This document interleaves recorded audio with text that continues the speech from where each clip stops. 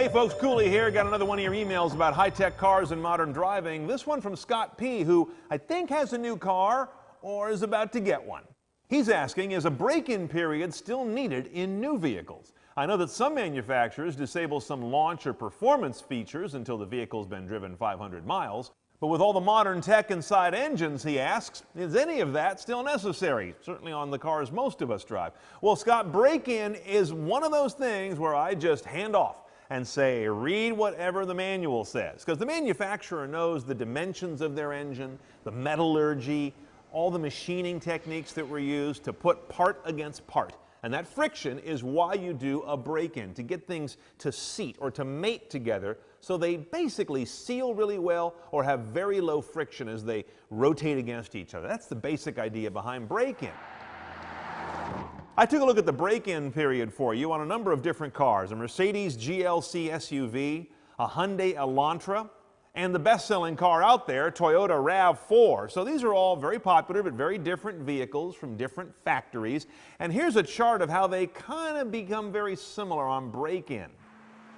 The break-in period varies quite a bit actually between them, and Toyota's got a variable break-in period. There's not just one mileage there, but notice a few things bubble up that I think are kind of your chestnuts about breaking in any car if you got to keep this in the back of your mind. First of all, no top speed. That also means no top load, no wide open throttle, and no really fast speeds. The engine's not ready for that in the estimation of most manufacturers.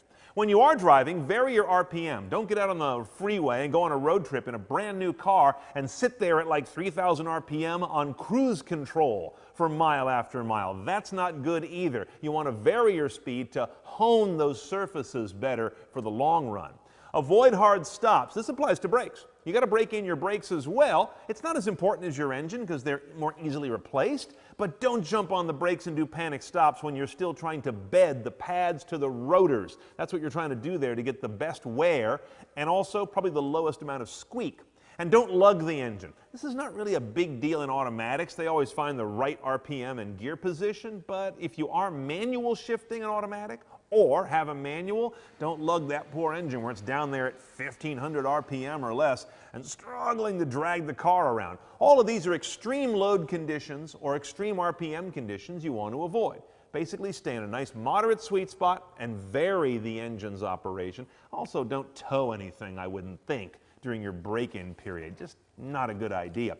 Here's one more that isn't in anybody's manual, but it's an old classic over many years of ownership of cars, and that is to change your oil when the break-in period ends, whether it's 500, 600, 1,000 miles.